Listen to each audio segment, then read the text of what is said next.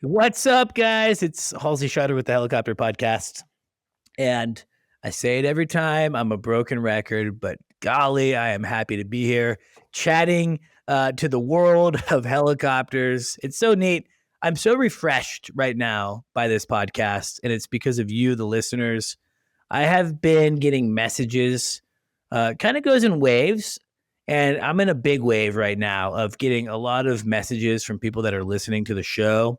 And the feedback is really nice. And honestly, look, I'm a human. I got feelings. And I like being told that people like it. And I love that I'm adding value.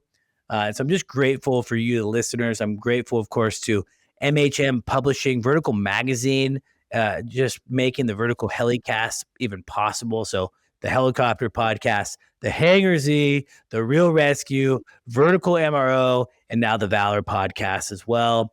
It's your one-stop shop for everything helicopter content, magazine, podcast, everything. So being part of the Vertical HeliCASTS platform allows me to talk to super cool people. I would like to think people would talk to me, but I think when I come at you with Vertical Magazine, it means a little more. And so I just love that relationship, and it enables me to talk to super awesome guys like Terry Blakemore, who's joining me from Arizona today. Terry, this is all new to me, to be honest. You and Quantum, I'm very familiar with Quantum, familiar with Neil, who started Quantum.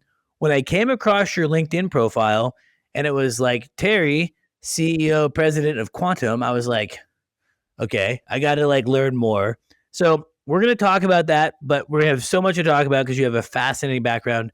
Terry, welcome to the Helicopter Podcast. How are you? Awesome. Thanks for having me on, Halsey. First podcast I've done, so I'm excited to be here. That's awesome, man. Well, I'm honored and feeling grateful that you've chosen to join me. This should be hopefully a pretty easy process for you. It's just all about you, man. It's all about learning about you, your background, specifically, of course, in aviation, now helicopters, this crazy idea of now owning and running a flight school I really want to dig into. Yeah. But man, I got to say, I think my best icebreaker for you is you left me a little teaser on kind of the what to expect email of a recent run-in with local law enforcement. I think you said it was at your son or your daughter's wedding. Had to do with the helicopter. What was going on? Yeah, so my oldest daughter, Abigail, got married about a month ago, and part of her request was, Dad, could we leave the venue in a helicopter? So I looked at the venue. I got everything all squared away. I did a site visit and everything was kosher there. But then the day of the wedding, the question was, when am I going to get the helicopter there, given all the other logistics? Well, I live on an acre and I have a spot on my property where I have marked out a helipad essentially. And so I thought this is the perfect opportunity for me to try this out. So I decided the morning of, I'm going to take a couple of the bridesmaids and one of the groomsmen. We're going to go over to Quantum Helicopters. We're going to get in an R66. We're going to fly it across town, land in my backyard. And then from there, we'll go to the venue within, it's a 15-minute flight away. And I'll take the rest of the bridesmaids and we'll make an entrance. And then eventually, when the wedding's over, my chief pilot will take everybody, I say everybody, I mean husband and wife, out of the venue. So we set this whole thing up. I live in a area where there's 9 of us on this street cul-de-sac lot. So I email, text all my neighbors and say, hey, here's what's happening. And they're all like, oh, that sounds awesome. So perfect. I get it all set up that morning. We fly in. I've already flown it with my drone. Everything is kosher. It's safe. It's legal. We're going on to private property. There's no city ordinance against it. My neighbors are good with it. So I come in and I land and I shut down. We go inside and everybody's all excited. I'm at my desk just working away and 2 cop cars pull up to my cul-de-sac. So I walk outside. I know why they're there. So I just say, hey guys, how you doing? You want to go see the helicopter? So they said, well, yeah, that's kind of why we're here.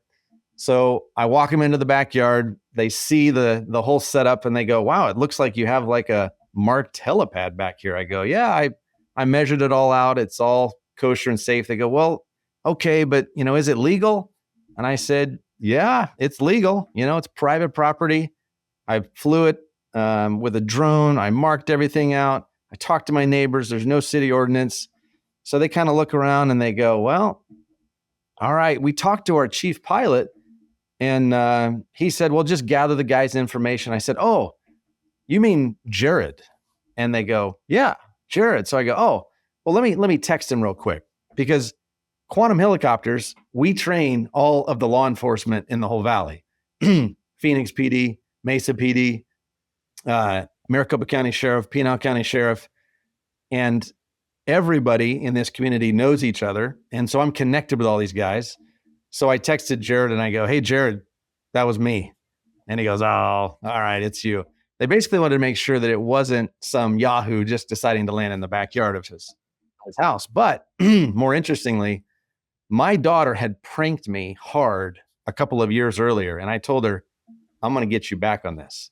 So I say to these two cops, I tell you what, guys, why don't you put handcuffs on me and walk me into the house and tell my daughter, you know what, you're going to have to find another guy to walk you down the aisle because your dad's going to jail. That's horrible. And the one cop goes, I want nothing to do with this. No way. There's going to be tears and makeup and a whole emotional fall. I want nothing to do with this. So I said, all right, you know what? I'm a benevolent father.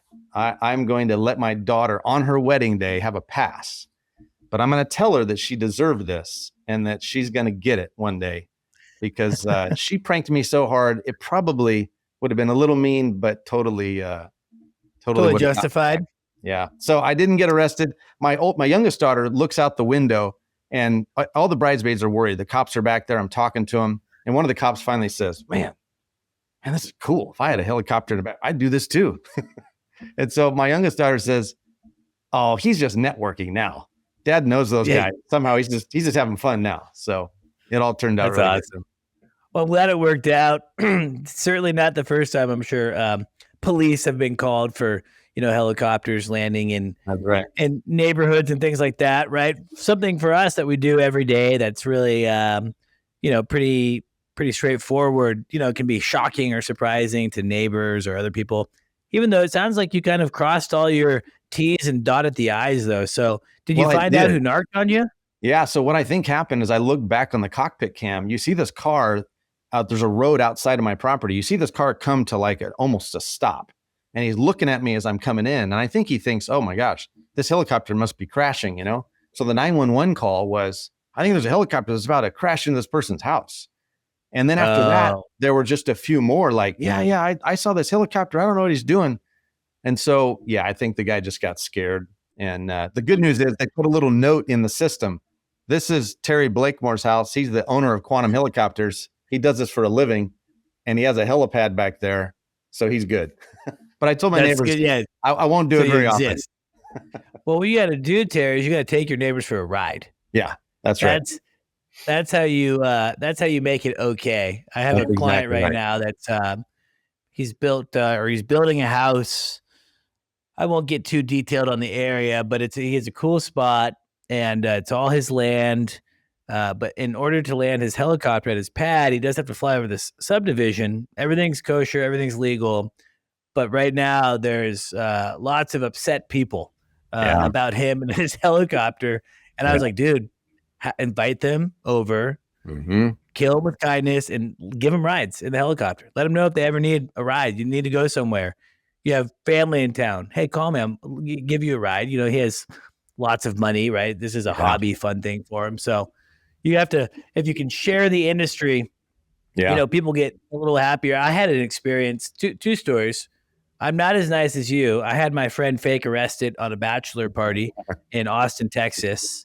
I had a buddy who's no longer part of Austin PD because I think he would bend the rules a little bit, but he pulled us over, fake arrested me, and then we planted some fake drugs actually on my buddy Nick when he was getting pat down, and his whole life was ruined for about 30 minutes.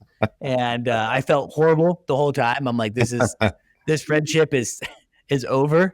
But luckily it worked out, and that's just my group of friends. We prank each other, but I was flying tours in an R-44 in Fredericksburg, Texas. This place called the Wild Seed Farms. Super cool. Doing 91 tours. I would hang out at this farm, and it was like a big nursery. Think of it like a specific to wildflowers, because Texas wildflowers, whatever, big deal. So this is actually the largest wildflower nursery farm in the world. Okay. And so it's this big facility. People can come buy seeds there, check out the flowers. They can drink wine, beer, whatever. So we would do tours, hang out there, and I'm hanging out our little section one day, and this guy comes up to me, and he's like coming at me aggressively.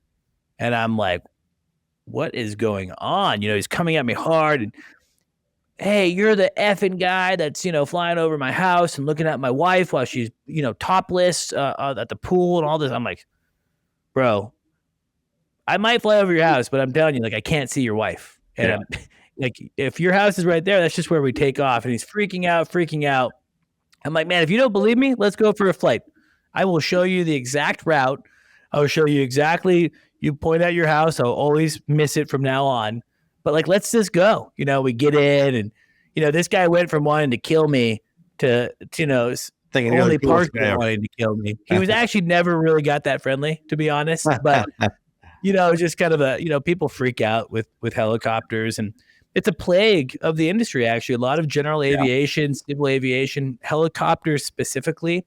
When I went to flight school up in Oregon, there was a community program called CRASH, Concerned Residents Against Student Helicopters. Oh, no. And, those little silly organizations can actually gain some serious momentum sometimes. Yeah. And they were making serious claims, not just about safety, but, people that we're going to get cancer from the 100 low lead fuel that we're using, and, all this crazy stuff. And so, I guess flying neighborly is important.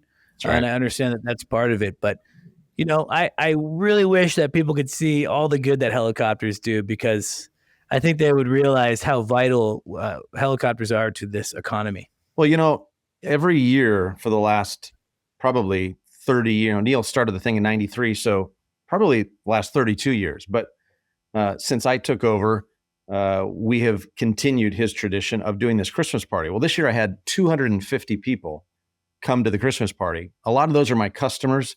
A lot of those are neighbors and friends.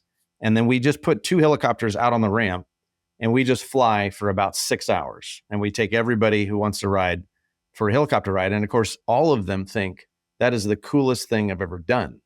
Because if you've not been in a helicopter, it's like, especially an R-44 or an R-66, it's like you're in an aquarium and you just fly around low safely, but you see things and do things that you just can't do in an airplane, right? And so they love it. But in addition to what your point is in terms of what does the public understand helicopters to do, we have a high volume of flight here. We're flying, call it 50 flights a day. And that creates a lot of traffic and a lot of noise for this surrounding area. But because we train, again, all those law enforcement agencies, those are the agencies that come and pick you up when you're on Camelback Mountain and you've been injured, or you're lost out in the Sonoran Desert and Pinal County comes down to find you. We train those guys, and they're around us, and they've been students here, and then they've gone on to do great things for their organizations. And so we will often say to folks, hey, listen, we understand that there is a noise, or there is a cost to having an airport where folks are trained. But you have to remember that when you call us because your granddaughter fell and she is in critical condition, the sheriff or the EMS pilot that comes out there very well may have been one of our graduates. And the only way he learned to do what he did to save your granddaughter is because he went through all the training here. And when we take folks on tours around here and we show them all the helicopters and we show them what we do, and then we explain that kind of stuff, most of the time their blood pressure dramatically lowers and they go, you know what? I never thought of that. I attended a mountain air rescue course down at the Pinal County's location in Coolidge about a month ago. And they're talking about all the incredible things that industry does to be as proficient as they can to be able to save virtually anybody in the worst kind of a scenario. And it's impressive, but you only do that with a lot of training. So.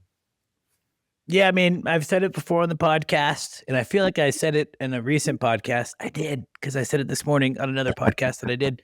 But luckily, that will be a few weeks behind in release dates. But, helicopters have a PR problem, right? For us in the industry, we love them. We're familiar with them. We're okay. We respect the noise of it. We get it. We also see how many lives they save, all these things. But, by and large, the general population, their understanding of a helicopter is that's that noisy thing that keeps flying over my house, right? Yeah. It's always funny. I live in this little community up here in Central Oregon, and anytime there's like a survey helicopter coming to do some utility work or something, I think it's called Next Door. It's a stupid app, really, for people that are retired, I think, to go on and just complain about neighborhood happenings. And these people are so just funny, honestly. Just it's they get so I think it's the military. So everything, all this is, no, it's a LiDAR helicopter, and it's making sure that there's not, foliage growing on the line to start a forest fire, guys. Like, just go back to your Mahjong game. Everything's fine, I promise. But, it's like I think as a community, as an industry, it is our job to educate and also fly neighborly when we can, of course. Yeah. And I think with you and having such a large facility, you probably are constantly having to help educate and help people understand exactly what we're doing or what you're doing. When I worked at Hillsboro and I worked my way up in kind of the management side, I would have to get stuck in these Port of Portland meetings. Yeah. We were talking about noise complaints, and I'm lying to you if I tell you if this is not verbatim, but it was something like this: that the Port of Portland, the Hillsboro Airport, who was owned by the Port of Portland, we get 10,000 noise complaints a year specific to the flight school, Hillsboro Aviation at the time, now Hillsboro Academy. And like something crazy, like 9,500 of those 10,000 complaints came from the same 4 people, right? Yeah, 100%. And here they are. The Port of Portland is making legitimate decisions on routes, arrivals, procedures based on these 4 people, right? So it doesn't take much. And, unfortunately, you can't just say, well, you move next to an airport, right? That doesn't work anymore. Or you move next to a hospital or whatever. And so we do have to figure out a way where we can coexist. And, I can tell you that those people that complain about the helicopter noise, well, if we ever have to go scoop you up on the side of the highway or pick you up during a stroke or a heart attack, you probably feel a little different about helicopters, right? It'll be the most beautiful noise they ever heard, right? If they were ever in a survival situation, and we'll get there probably, but in survival training, when you finally hear the slap of those 2-bladed Hueys coming, it's just a beautiful sound, like we're coming to get rescued. So I know, freedom. Well, yeah, I want to get into that, Terry. I mean, what a background, man. Speaking of background, behind you is your background, right? You got an F16 behind one shoulder, and now you got an R44 behind the other. You're at the helm of this business now. Obviously, former leader in the military, now leading in business, but started flying as an F16 pilot. I, of course, want to dive into that. In your email to me here, you do talk about that Sear training. I'm kind of fascinated to talk about that. What can you tell us about that? In the past, I've had buddies, and they're kind of like quiet on giving me the whole skinny on Sear, but to our listeners who may be unfamiliar with what Sear training is, sounds like you might have some good stories about it. Verticon was epic. More than 600 companies, 15,000 attendees, and the cutting edge of vertical aviation technology. Next stop, Atlanta. The show floor is filling fast. Apply for space. Secure your spot now at the world's largest vertical aviation show, Verticon, powered by VAI at verticon.org. Yeah, Sear, I would summarize it by saying it's 12 days of freezing, running, starving, and then getting mistreated and malnourished, so you can learn what can the human body and the mind actually take if I have the unfortunate situation of someday being behind enemy lines and I'm captured. So it certainly was a learning experience. It was an unpleasant experience, the first couple of days, you're kind of like, this is kind of cool. We're out in the woods and surviving. And then by the time the hunger really sets in, and then by the time POW training really sets in, all the academics that you went through in the weeks prior to that, they start to get real, and it gets pretty uncomfortable pretty quick. So, the stories that emerge, everybody's got some different ones. It's just one of these kind of half humiliating, half painful, and a bit frightening. It makes you really think about what in the world would my life be like. It makes me have a totally different level of respect for those guys, for example, in the Vietnam era that ended up in the Hanoi Hilton for years. When I was at the Air Force Academy, I was a sophomore at the time, sitting in what we called Arnold Hall, watching the premiere of a new documentary by A&E that Tom Hanks had put together called Return with Honor. And it was the story of these Vietnam POWs that had been shot down, captured, and then were in the Hanoi Hilton for, some of them, the longest guy, I think 8.5 years. Some of them maybe just for a couple of years, but anyway, long periods of time. And the interesting thing was I was sitting next to a guy in my squadron whose name was John Furr, and Furr was spelled F-E-R. John was a typical cadet. And I'm sitting here watching this documentary, and all of a sudden up on the screen is a guy named John Furr. And I look at his spelling of his name, and it's F-E-R. And I look at this guy, and when the whole thing was done, I was like, that dude's name was the same as yours. Do you know that guy? And he goes, oh yeah, that was my dad. Oh my gosh. His dad had been an F-111 guy who was shot down and spent 5.5 years in the Hanoi Hilton. And honestly, that's insane. You say to yourself, how do you survive? How do you do that? They try to teach you the things that will at least get you started, right? I think there's a point at which Robbie Reisner said, you have to have faith. If you're in the Hanoi Hilton, you have to keep, good faith with your comrades, and you do your best when you're tortured, and you come back and we'll encourage you and keep you going. So there's a lot there that you never want to face, but SEER training tries to get you ready for that unfortunate and terrible possibility if it ever happens to you. That's insane. One of the cool things, the lucky thing for me in the time I came up in learning how to fly helicopters, and it's really dwindling now. I think probably really close to zero are still flying, but I had the fortune to fly with, do all my check rides actually with two different DPEs that were both Vietnam helicopter pilots.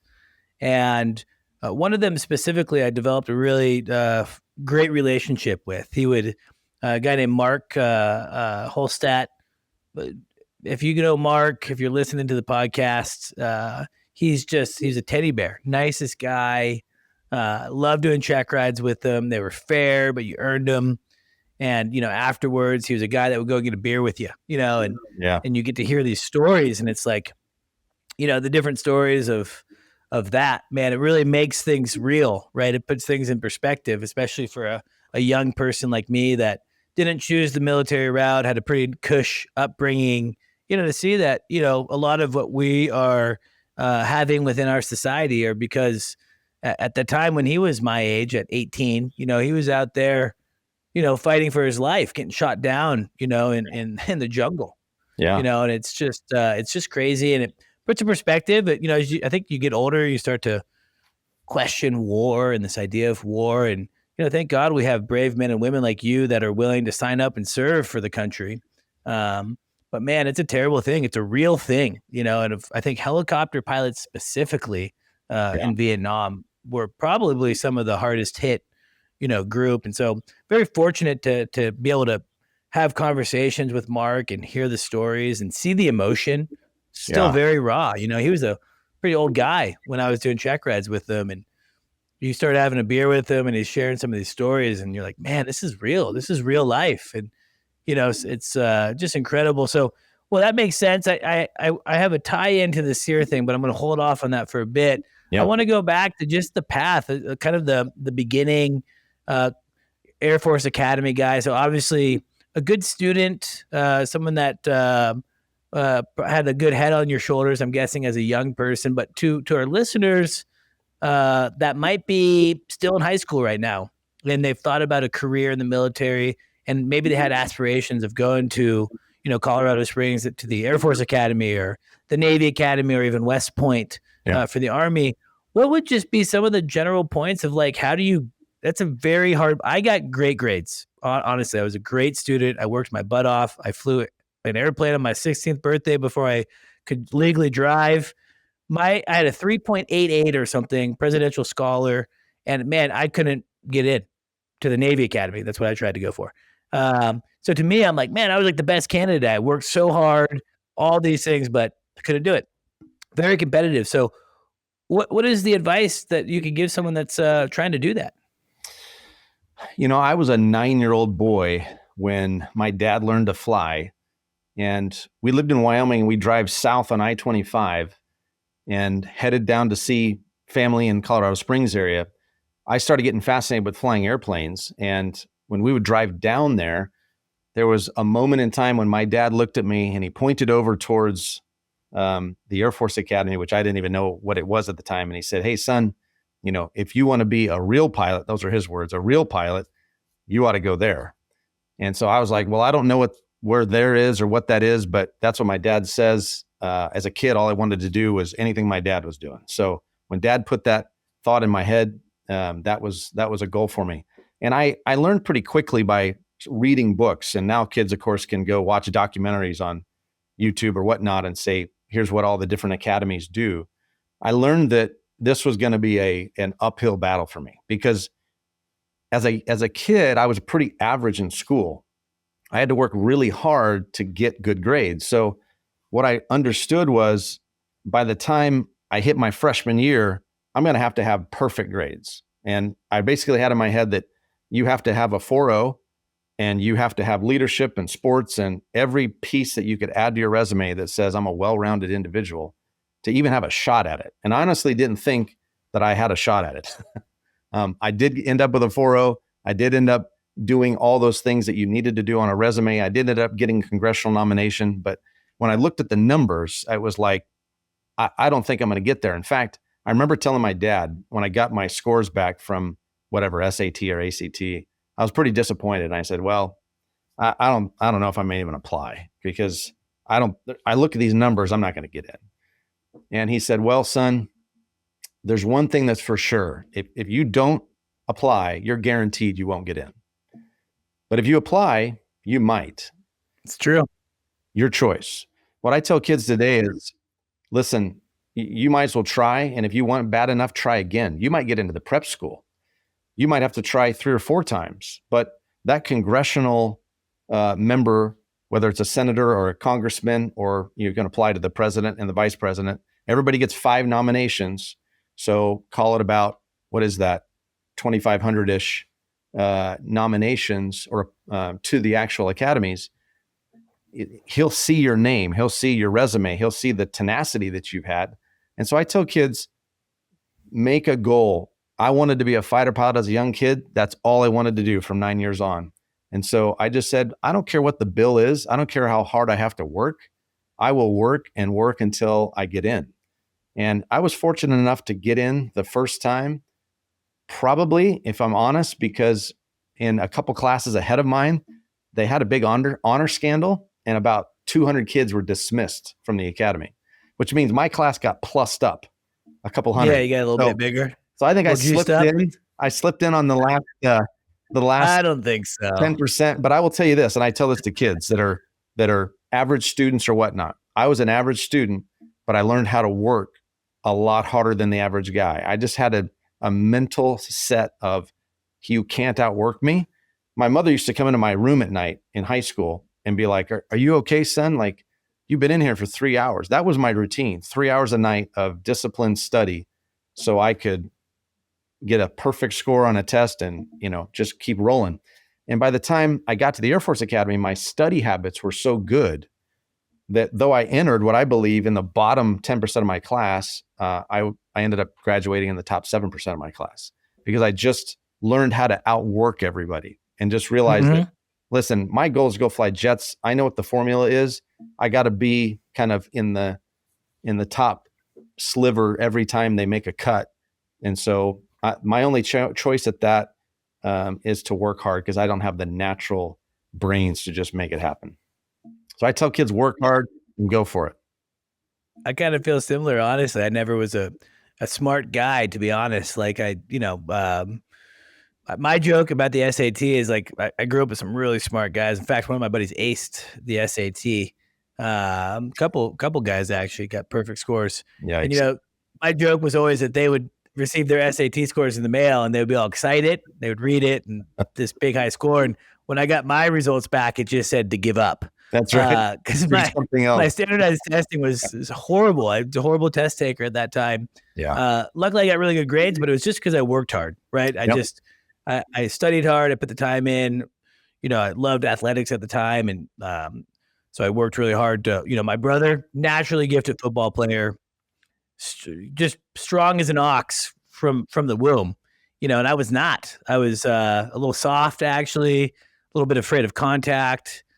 Finally, through puberty, kind of started to get it a little bit, and then had to work my ass off to just make the starting team, make my senior year to be a starter. Where my brother was starting as a freshman.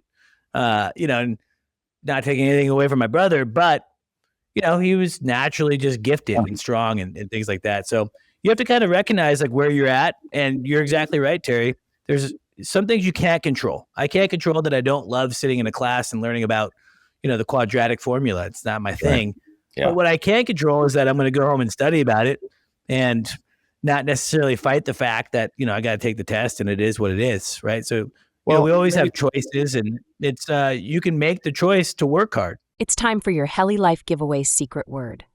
Listen up and remember this word because you'll need it to enter for a chance to win exclusive Heli Life gear. Ready? This episode's secret word is torque. Visit contests.verticalhelicasts.com to enter the secret word. That's right. In fact, I think I'll tell the struggling student when I go to talk to a group of kids, hey, the good news is if you're a struggling student and you learn to work hard, that's what the rest of life looks like. If you're naturally gifted and you can sit down and take a test, not have to study much, get the ace and go, there's a bad habit pattern you can develop because nothing else in the world replicates itself that way. Everybody exits school at some point and has to work hard. So if you know how to work hard, look where you'll go with it. And there's ample examples in the world of guys that struggled their way up to a spot and then they just take off. And the kids that sometimes are so gifted, they don't have to do anything. They struggle the rest of their life because they didn't have to work hard to get where they got. Yeah, it's interesting. Yeah, I used to say that with football coaching, like being a coach for football. I was a good football coach because I took I wasn't a good player, and I took a lot of good coaching to get me there. And so I got to kind of give back to that. So your dream to fly jets, obviously that happens. Fast forward just a little bit, we don't have can't talk forever and ever. So I do want to catch some of the highlights here of your past and your resume, but I of course want to talk about helicopters and quantum. But yeah, tell me about just the visceral experience of flying an F16 fighter jet. Yeah, people ask me, what is it like? And I've said it is far more exhilarating and far more stressful than I ever imagined it would be. So in the military, when you're flying a fighter aircraft, every single time you go to the brief and then you step out to the jet and you fly and then you debrief, it is like massive amounts of expectations. You have all type A, all, first of the class or somewhere near that, all want to be in charge, and all of them want to have every mission be perfect. And the missions are so complicated, you never get there, but you're pushing for that. You're striving for that. And so every time you stand up in front of even a 4-ship, like 3 other guys, and you're leading it, you feel this massive pressure to brief it perfect, go execute it perfectly, and then debrief it. And these debriefs can just be extraordinarily long. Like I've been in 8-hour debriefs where we're going through everybody's radar tapes and shots and targeting pod videos and threat reactions and everything, going through it in painstaking detail. Everything is analyzed. And so you take that and you make it bigger. You go to a large force exercise where you have 50 aircraft and the complexities are so extreme. But there's nothing like rolling down the runway, lighting the afterburner, and accelerating, throwing the gear up, hoping to just get everything up before it gets oversped because you're accelerating at such a fast range. I used to joke with my wife when I left Luke in the F16 going down to the South Ranges, down towards Tucson or towards Yuma, that the time that it took us to drive our car to that same spot when we're headed to the, San Diego or something for a long weekend, it took us 2.5 hours to drive down there, literally, because of the route that we took, which is more direct, and we do it at 400 knots. We were down there at 8 minutes. And so she just shake her head because the kid's been crying in the back of the minivan for the last, 2.5 hours. But the kind of things you get to do are just beyond what you ever imagined. And then the physical side of it is also a lot more painful and just takes a lot longer maybe to kind of get used to it than you think. Because when you put 9 Gs on your body, it's all you can do to survive. You're just trying to stay awake and stay focused on maneuvering your aircraft to a position where you can employ a weapon. And it's extreme and super fun and incredibly exhilarating, but never just relaxed and fun. And it's never like the kind of flying that I get to do now, where I'm just going out sightseeing. Yeah, having a good time in a helicopter. Stupid question, but I know that you go through the centrifuge training to work on the Gs, and people pass out in the centrifuge sometimes. Is it common to sometimes get a little faded actually in the airplane too, like physically start to kind of go out? And what happens in that situation? Thank you to our sponsor, Robinson Helicopter Company, the choice for unrivaled safety and reliability so you can accomplish any mission with confidence. For more than half a century, Robinson has been at the forefront of the helicopter industry. From the R-22 to the R-66 turbine, Robinson makes helicopters accessible so more people can accomplish more missions. Climb higher. For additional information, visit www.robinsonheli.com. Yeah, 2 things. I mean, it's a scary deal. If you are 3% dehydrated, your G tolerance is 50% lower. That's great. So one of the things that we really focus on in flying fighters is be hydrated. When you head out to the jet, especially in a really hot desert environment like, Arizona, you need to be well hydrated. When you get in the jet and you start up, you go out to the airspace and you do what's called a G warm-up, you're testing the system and then your body as to how it reacts that day. So we would push it up to 450 knots and do an in-place 90-degree turn, 5 Gs, and just kind of go through the breathing exercise to see how your body's doing. Then we'd push it up to another 450 knots and come back 180 degrees and do it at 7 Gs. And at that point, because every time I went out and flew, my body was capable of handling 6 Gs. Like at 4 Gs, I'm squeezing my legs. I got to keep some pressure or I will pass out. The average human body will be out in about 15 seconds at 4 Gs if you do nothing. Wow. But if you strain against that, you can survive for a long time at 4 Gs. At 5 Gs, you got to start working your abs and things. At 6 Gs, you got to start working hard. Between 7 and 9, it's almost an exponentially more difficult task. So there was hardly ever a day when I went out and couldn't pull 7.5 Gs, no problem. There were lots of days when I went into the first 9G turn and the world went, and it turned gray, and you have to ease off the G and strain harder and then kind of limit yourself. Sometimes it's that you didn't get on top of the Gs, as we said. Other times it's that the body can't take it today. And so you'd say, well, I'm an 8G limited guy today, or I'm a 7.5G guy today. But unfortunately, when I was at Luke as an instructor, we lost 2 students. And so the answer is, back then, if you entered a high aspect fight, nose to nose, and you turn and you go into your 9G turn, your nose is buried, you're in full afterburner. And if you go out at 9 Gs, your nose is pointed straight down in full afterburner. And unfortunately, when most folks G-lock, that's gravitational loss of consciousness, it takes about 30 to 45 seconds before you're awake enough again to know what's happening and kind of react. So in both of those cases, those kids flew into the ground at about Mach 1.5. Really? And it's a sad deal. You probably have, I don't know how many, 20, 25 folks in the F-16 over its, life that have G-locked and flown into the ground.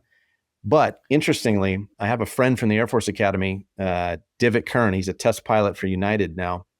He was a test pilot in the Air Force after flying the F-16. He worked on the program that is now responsible for saving a number of guys from this scenario. So the jet now will use its predictive, I don't know if they use DTED or HeliCASTS, but it's a system that basically calculates that right now, if I don't go wings level, full deflection, this aircraft will impact the ground. So with the pilot completely out, the jet will now take over and save that. And they've had a couple of saves, and Divot was a big part of that. Really an important piece of technology that now won't result in the worst of all tragedies, right?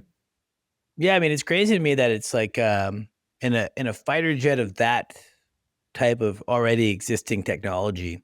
Yeah, I understand the F-16 is older, of course, but I'm just surprised to hear that it's just getting to a point where that's capable. Well, I don't think it was the capability that was the problem. I think honestly, for many years, the pilots fought the idea that I could be on a low level, nap of the earth, and I can see what's coming, and I want to be able to cross that ridge and make the decision. And they didn't want the jet taken over. But I think at some point they said, listen, there is a point at which we have to say, we can't afford to lose people's lives, and we're gonna put this into the system. And it's had a couple of good saves already, so we're thankful for that. That's incredible. So how many years did you fly the F-16? How many hours did you amass doing that? I flew the F-16 for 10 years. So, your average guy in the F-16 world will fly about 140 to 160 hours.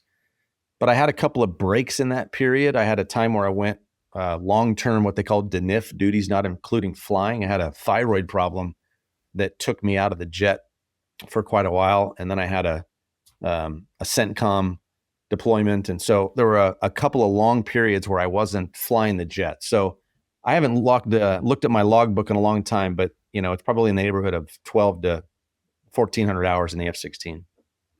That's awesome. Yeah. So cool. Yeah. I mean, I think flying a fighter jet would have to be one of the coolest things ever. I do have some buddies in the Air Force. They're in the reserve, and they were telling me, and actually one was an academy guy, and he said that he ended up choosing to fly the big heavies because the fighter jet guys had to work way harder. He's like, man, we'll fly to Germany and, unload a bunch of cargo, and then I'm on vacation for 2 weeks. And then the jet guys fly over and they're doing training for, 2 weeks, every single day, nonstop. So that's why he chose the heavies. But, I think that's what people maybe don't understand all the time is that the brief before, the post brief, and just the lifestyle, it's pretty intense being a fighter pilot. Yeah, I would say to guys on the earliest or the shortest time period, if you're doing the simplest of missions, it's always at least an hour or so prep the day prior or the day of, an hour brief, an hour and a half between the time you step out and start the jet, an hour to an hour and a half flight, and then an hour debrief. So you got a good half day if it's the simplest of missions. If it's a complex mission, it's the whole 12 hours the day prior that you're planning the whole thing. And then the next day, you wake up super early. You have usually an hour brief with your flight and an hour brief with the large force exercise. You go out and fly for an hour and a half, but then you debrief for between 2 to 8 hours. And so you've got a couple of days for that 1 hour of real vol time, we call it, fight time, where you're dropping things and analyzing it. And so it is a lifestyle that is, it's a work hard, play hard, but there's not a lot of time to play, to be honest with you. You're working 12 to 14 hour days in the States, Monday through Friday. If you have something going on, like you're going to go do presidential support for this or for that, you're gone on the weekends. When you deploy to, fight another unit for a week or a month or whatever it is, that whole time you're pushing up the flight schedule. There's not a lot of time to goof around. So most guys, if they have the opportunity, will do kind of what I did, which is come back to an instructor assignment at Luke because now you at least have a pretty routine Monday through Friday, and maybe those days slow to 10, sometimes 12, but they're not always 12. And it's not always preparing for the next thing. It's like I have a syllabus where I'm teaching the new guys. And so you feel like you get a breather, a nice break. Yeah, it makes sense. Totally makes sense. The interesting part for me is just this idea of, going from an F16 to then getting into an most likely an R22 to begin with, maybe an R44. What was how did that all kind of happen? I've had one other buddy that I can think of that was a fighter pilot, guy named Richard. I went to flight school with him. Man, he was, excuse my language, he was shit hot, man. He was on it. He brought his F-18, he flew F-14s, then 18s. He brought that fighter pilot mentality into helicopter flight school. I mean, I remember his instructors would even say, like, this guy is the best student, and he was just dialed in. So, but other than that, I don't think I've met too many other, fighter jet guys that ended up, going into the helicopter world. A lot of them end up in the airlines, F-16 makes it a little more challenging, single engine time. So I know that some of the airlines have an issue with that. But what was it for you with helicopters? Was there always something in the back of your mind, or was it just a wild hair? How'd that all happen? Yeah, probably closer to a wild hair. I'll tell you though, the single engine thing is not an issue at all. In fact, we call Luke Air Force Base the Southwest breeding grounds. All of my buddies, our Southwest guys or the FedEx guys or United guys, they step right into, a that's good to hear. Spot. It's not an issue at all. But I never had any desire to do the Southwest or any airline gig, period. And that was primarily because flying to me was a challenging, exhilarating, push it up kind of thing. The flying didn't appeal to me, but more importantly, the lifestyle. Like I didn't want to be gone 4 or 5 days and then home for 4 or 5 days. I had enough being away. I didn't need to be away anymore. So I was in the business world. I was doing real estate work. I was building things. I was in different businesses. And I honestly was looking at a post 9/11 GI Bill letter. And they said, basically, listen, you're a veteran. You had this benefit. And I already had an MBA.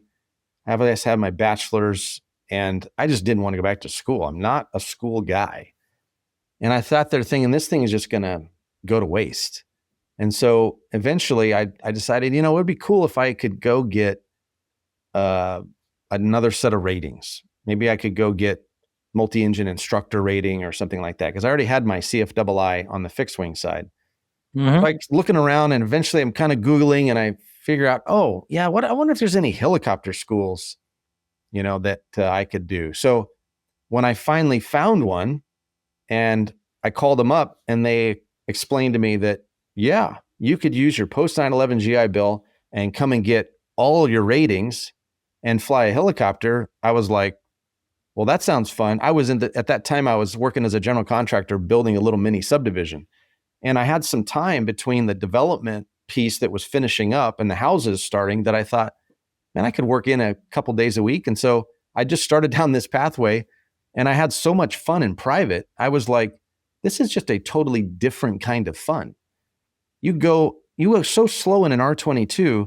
We didn't even rotate the nose in the F16. We're on the runway, not even airborne yet. Yeah, but of course. I was in this bubble and we're landing on mountain peaks. We're landing down in, valleys and doing things that we would never be able to do in a fighter. And I thought it is just a totally different kind of cool and fun. And a helicopter, like a fighter, we don't spend any time on autopilot in an F-16. That's the other reason that, the big world didn't appeal to me. I didn't want to travel across the Atlantic Ocean for 8 hours with it on autopilot, reading a book. I wanted to fly. I mean, a button pusher. Yeah. And so helicopters, man, an R22, your pedals on, feet are on the pedals, hands on the collective and the cyclic, and you are on it. You don't let go of that thing. And I just loved it. It reminded me of a fighter in that I got to fly this thing all the time. And I just loved it. I fell in love and just kept going. I liked that rating. I'm going to keep going. And pretty soon, one thing led to another. That's awesome. So what was that time frame? Obviously you're building a subdivision, you're doing other businesses, you're a busy guy. I love that you say you don't like school, by the way, Air Force Academy, MBA. Come on. You love school. No, gosh, I hate school, but it was a means to an end. That's what kids that struggle need to understand. You got to pay the bill, right? When did you get your MBA? Just out of curiosity. I did that on active duty. So I was thinking to myself that there's a chance here when I get to the end of my 10 years that I'm going to step out into the business world. Because I had two dreams in life. One was to be a fighter pilot, and the other one was to go into business like my dad. So I was like, well, I want to get started on the other one. So I'll go get an MBA in financial planning. And I did that while I was on active duty, just correspondence. Smart.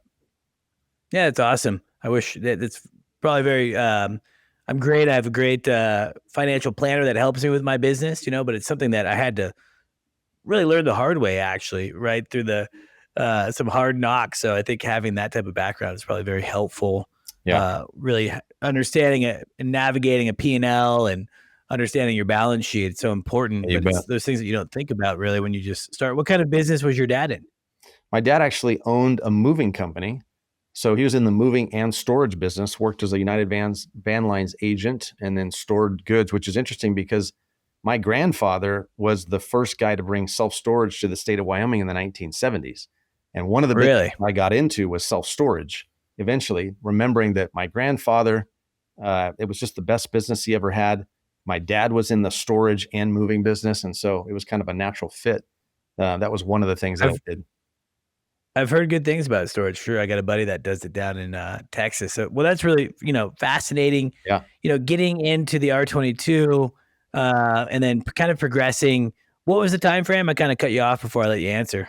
Yeah. So this is a 5-semester program. And so I ended up doing like a spring and a fall, and then a spring, because I was so busy working, business development and construction and stuff in the summers that I didn't fly in those summer periods. So if you go straight through, it's an 18-month program.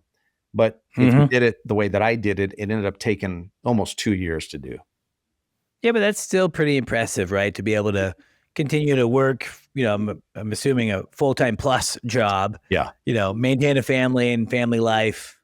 Yeah. All the other activities that come along with probably at that time, having teens. I don't know if maybe they're out of the house by then or not. No. But, just lots going on. So it's just, admirable to be able to get through. And I think it's neat. A lot of people that reach out to me, Terry, actually are people that maybe they didn't have a career at F-16s. They might have had a career in real estate, and they're like, man, I'm just done with it. I want to fly helicopters. I got the money to do it now.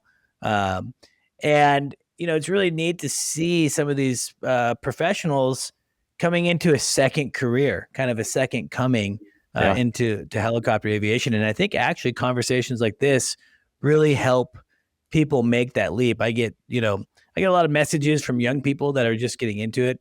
Get a lot of messages from people that have gone to college, they've worked a career, they're raising children, maybe they've even raised children, and now they're getting into this, this helicopter career. So I think it's important. I think sometimes we think that we're kind of a one-trick pony, kind of a one act, and that's just what you got to do.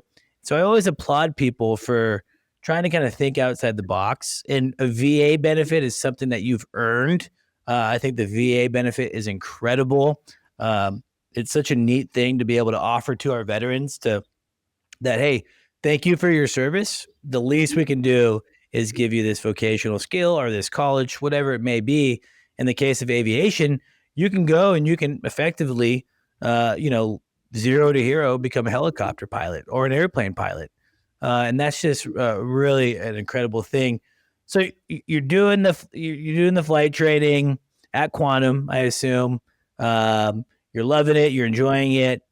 Now you're the president and CEO of Quantum, and I think own it or in the process of owning it.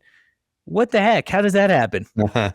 Yeah. And if I could say something real quick about those students, the veterans, right now, if you look at my instructor core, I've got probably 2/3 or more that are ex-military. I love it too, that we can take a guy that served in the Army, Marines, Navy, or Air Force, Coast Guard, and say, here's an opportunity. If you don't want to go get a degree in whatever, marriage and family therapy, underwater basket weaving, whatever, if you want to go take that benefit and then become a helicopter instructor pilot and then launch a career that could mean you're an EMS guy or a firefighting guy or a law enforcement guy or whatever you want to be, and make a great second career that pays you well and that gives you a great lifestyle. I love that. That's awesome. That is a really neat way, because honestly, most of those guys are previous enlisted guys. They are air crew maintenance or air crew, like crew chiefs, load masters, and they've worked hard in the military, and they're not necessarily interested in going and getting a 4-year degree or trying to get into law school.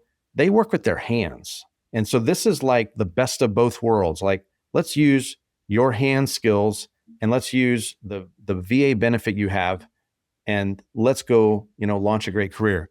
But to your other point, I've got some really awesome folks that are private pay, direct customers.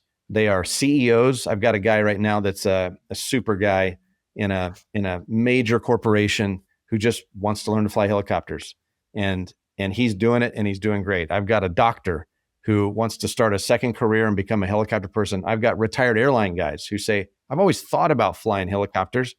We've got, the world-renowned aerobatic champion, Kirby Chamblas, who did all of his training here at Quantum and flies his R-44 every day. The guy just loves it. And guess who sold him that R-44? Did you sell him that? His newest one, yeah. Yeah, good. He just turned. In fact, that thing is in my hangar right now. He's just doing a 100-hour. Quantum did the pre-buy act. That's a nice. That was a little bit of a diamond in the rough, honestly. Good find on that. Yeah, Kirby. That's a funny thing, because I'm like this is a true story. I'm embarrassed, and I've told Kirby this before, and I want to get Kirby on the podcast actually. But yeah, back in the day, I went to the Red Bull Air Race. I was obsessed with it, and I waited for like an hour and a half after the race in the hot Texas sun to get an autograph from Kirby, and he signed my pilot certificate at the time, and I still have it. Nice. And then one day, like 2 years ago, I get a call from Kirby Chamblas. I'm like the Kirby Chamblas? And he's like, yeah. And so I actually ended up not helping him on his first helicopter, but I gave him a lot of help, just kind of mentorship through the process of buying a helicopter. And then one of my reps just reached out to him recently and said, hey, what's up? How are you? We got this really nice R-44, and boom, happened real quick. And I think he's pretty happy with it. Thank you to our sponsor, Instrom Helicopter Corporation. Instrom Helicopter Corporation is proud to announce the new 480B Elite, fully loaded with all the top-of-the-line features, including the Garmin G500H, electric AC, Genesis 3-axis autopilot, exclusive paint and interior, and more. Q3 delivery dates are available, but opportunities are limited. Secure your spot at instromhelicopter.com. Kirby's a super guy. I mean, he loved it so much. His wife got interested and did it too. And so they did all their training here. And he's such a cool guy. After having spent, so much time and money with us, he comes down and says, hey, I want to throw a pizza party for, all your maintenance guys. So, they've come down here and just treated us with such great, I love that. Great respect. And then honestly, they're like the ambassador for us, they're sending people our way saying, you're going to love it. Go fly it. So Kirby, that guy loves aviation about as much as anybody I know. So, so I've got all these great customers that come to us that have something else they've done. And a lot of those are airline guys who just go, man, I've always thought about this. Yeah, I'm going to come do it. And I tell them, be careful, because we're like helicopter drug dealers. First hit's free. After that, we got you hooked. And sure enough, it's true. They come after us. Actually, that's Neil Jones' line, but I stole it. The old flight school demo flight, man. That's right. A hook, line, and sinker right there. That's right. I've always said, man, if there isn't a better sales tool than a 0.3 demo in a helicopter, then I don't know what it is. Yep. My demo, I think I've talked about this on the podcast. I was flying airplanes in high school. I wanted to be a jet guy. Did the ROTC path for a year at Embry-Riddle. Essentially could get a scholarship, but it would be under the premise of a ground contract. And just wasn't something I was willing to kind of risk, I guess. And so ended up kind of being a little bit of a lost little soul there for a little bit, because I had no interest to fly airlines like you. I thought that would be boring. But I'm like, well, man, I don't know what else I'm going to do. I guess that's what I'm going to do. Yeah. And then my parents got me a demo flight for my birthday. And I took it, and the flight instructor at the time was like brand new. Her name was Lisa, super cool girl. I think she ended up being in the Coast Guard actually after civilian training, went to the Coast Guard and flew Coast Guard, I think. But she messed up the demo flight. She took me all the way downtown Portland. We landed on the downtown heliport, which is one of the only public heliports. Yeah. And so, Max Lyons at that time probably had to spend, extra $100 on my demo flight, but it got him me, right? It got the Nice. student. And I'm telling you, like, that demo flight is just hook, line, and sinker. There's nothing better.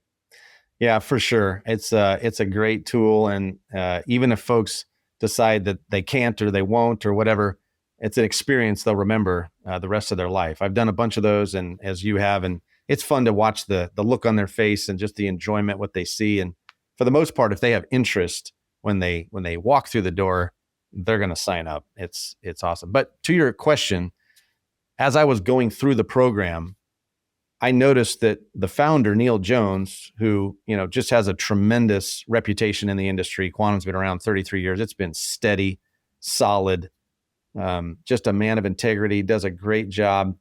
I noticed that something was a little bit different. He was working on a place up north, and he was starting to talk about commuting up there back and forth. And it wasn't like just on the outskirts of town. It was about a 45-minute helicopter flight away. Well, having bought and sold some businesses, I knew what this was. I've seen this movie before. This guy's been doing it a long time. He's going to be hitting the exit button soon.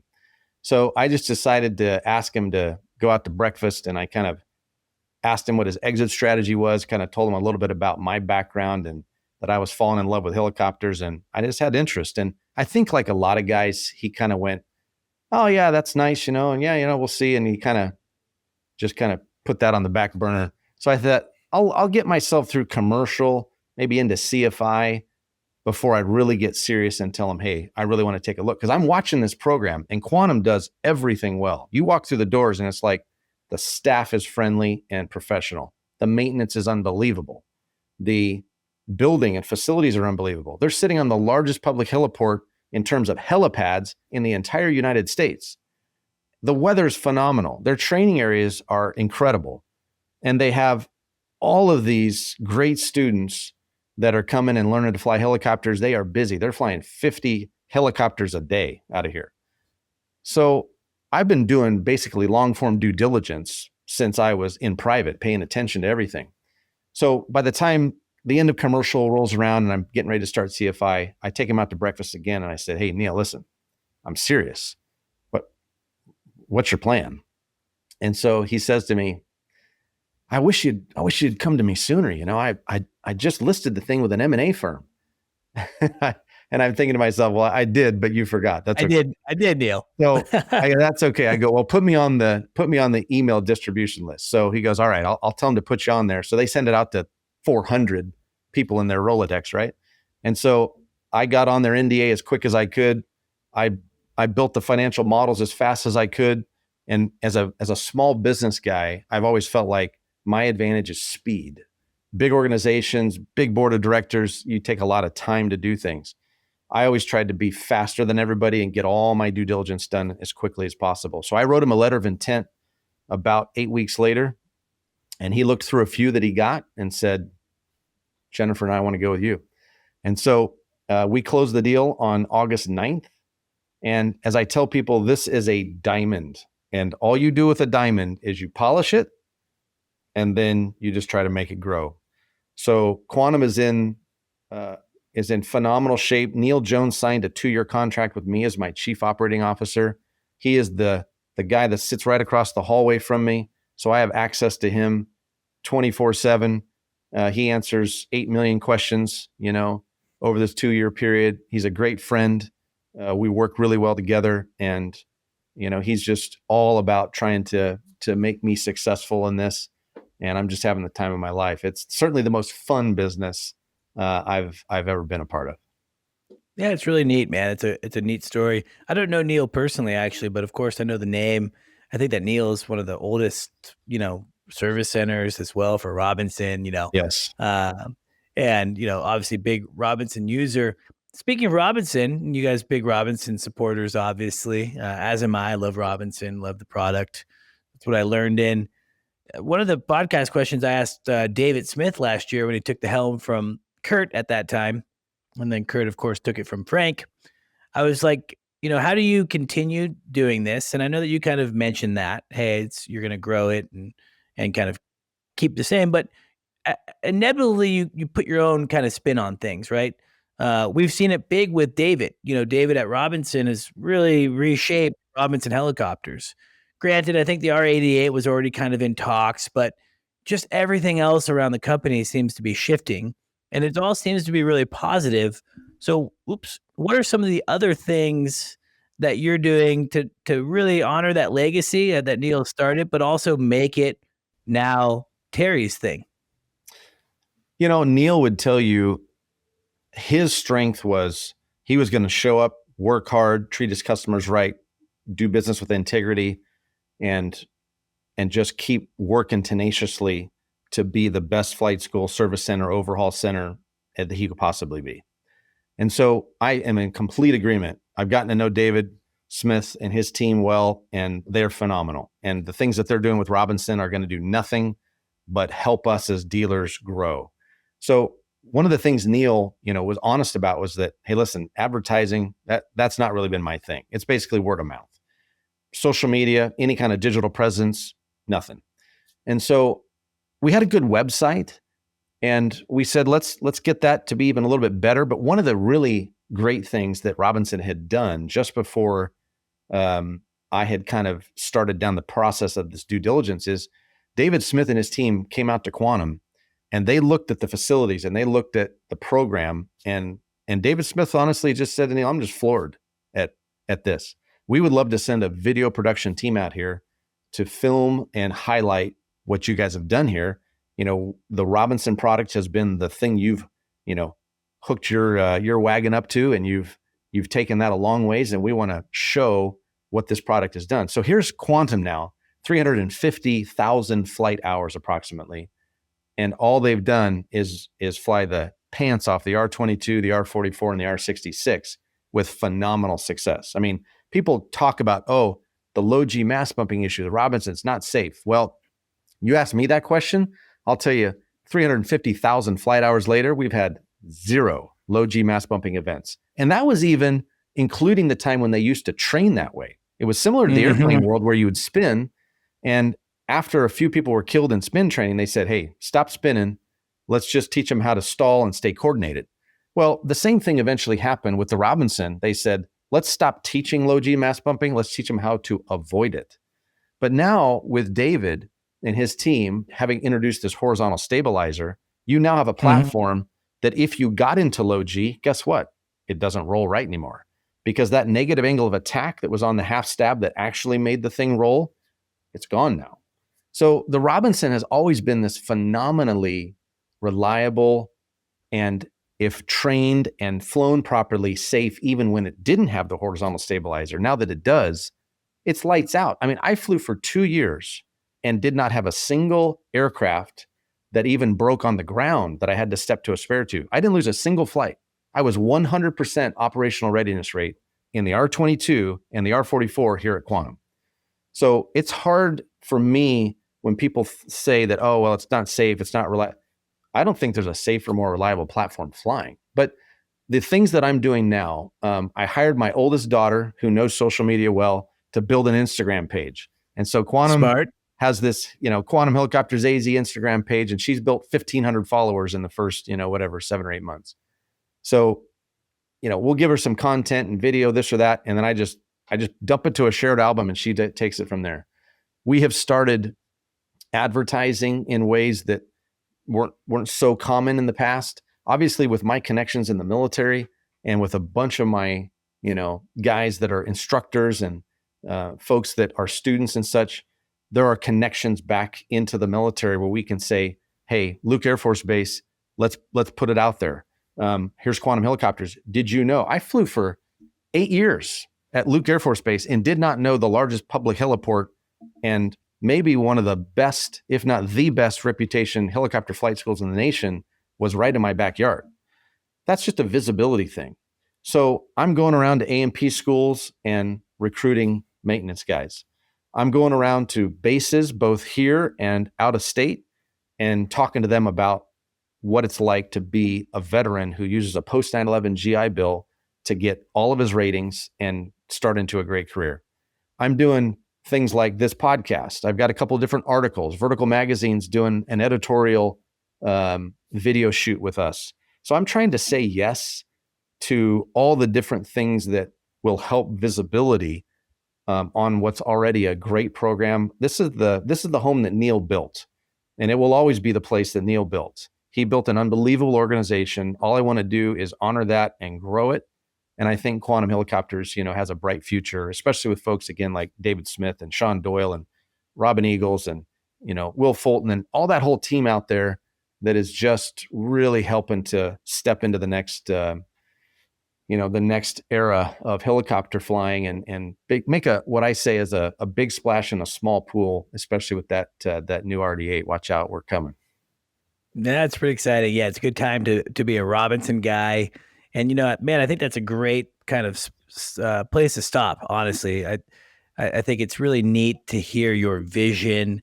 And I think that's part of this world that we're in now is, we get to learn about you, and you're now the guy that's, at the helm of this business that Neil built.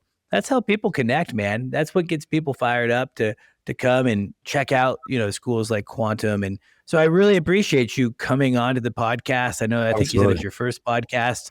It can be a little intimidating. You're afraid, I don't want to say the wrong thing. I don't want to do this. But the truth of it is, it's more about the people behind the companies that people are fascinated with, right? Yeah. People love when I interview people like you that are now running companies because that makes the company feel more wholesome, right? Companies can sometimes feel a little intimidating or whatnot. So I think it's just so neat. This is such an incredible platform that I love. Obviously, I'm biased, but something that I just love being part of. And it's so cool to be able to have conversations with guys like you. Congratulations on what you're doing at Quantum. Look, if you're listening to the podcast, you have maybe your GI benefits, you haven't quite figured out the school to go to, really consider Quantum. In fact, Terry and I were talking about that this morning on just how excited he is to be getting veterans in the door. He's a veteran himself. So, I would highly consider Quantum just because of that, right? I mean, that's a huge benefit to have a veteran-owned business supporting veterans. I know that there's great relationships as well with the higher education there. So it's a great program. And Terry, just thanks so much for coming on. Stay in touch. Love to continue to follow your journey as you bring Quantum into the next generation here. Kudos to Neil, of course, for building a cool thing. I've had buddies teach at Quantum, learn at Quantum, and it's all positive stuff. So Terry, thank you so much for joining me on the Helicopter Podcast today. Yeah, thanks again for the invite. It's fun. First podcast, I enjoyed it. You're a great interviewer. Maybe it'll open up some opportunities to talk some more about veteran issues and the opportunities ahead of them. But thanks again. You did a great job. I appreciate the time and the invite in. Hey, thanks, man. I appreciate that. And yeah, love to have you on again. It's so fun. David has the current record. I think he's been on like 5 times. Nice. Last time I had David on, I said, you should just become a co-host, pal.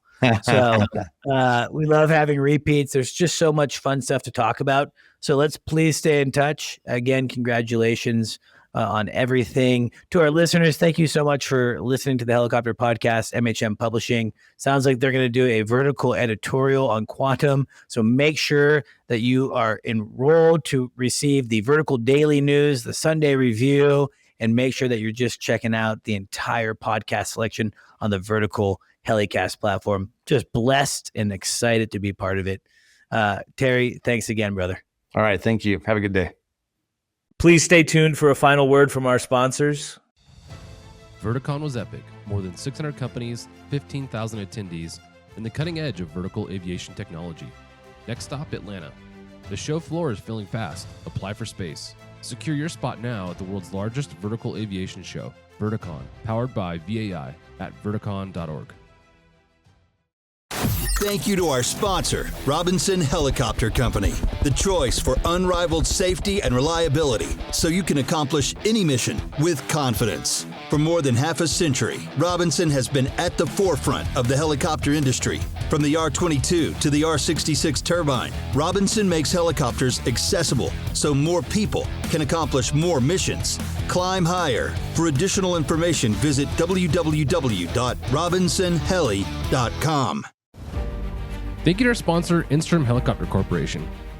Instrom Helicopter Corporation is proud to announce the new 480B Elite, fully loaded with all the top-of-the-line features, including the Garmin G500H, electric AC, Genesis 3-axis autopilot, exclusive paint and interior, and more. Q3 delivery dates are available, but opportunities are limited. Secure your spot at instromhelicopter.com.